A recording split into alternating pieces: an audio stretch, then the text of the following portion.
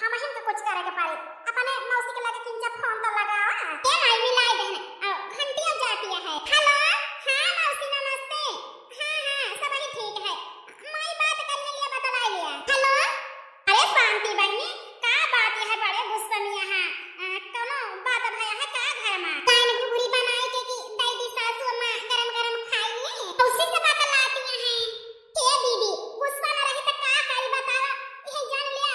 चारा वालिया से हमारी जरा जरीगा है आखिर का भाव बताओ तो कुछ है दीदी वो का है ना हमारे देवरानियों के नाती भाई आज महीना भर के होई जा ते खाई के ऐसे खिलावती हलरो ये जान लिया हमसे चीता ही नहीं जात ए बहनी वो का है ना पतंगिया का दवाई करावा नहीं हुआ तो है तो तोहरे भगवान दे है नहीं दीदी वो का है ना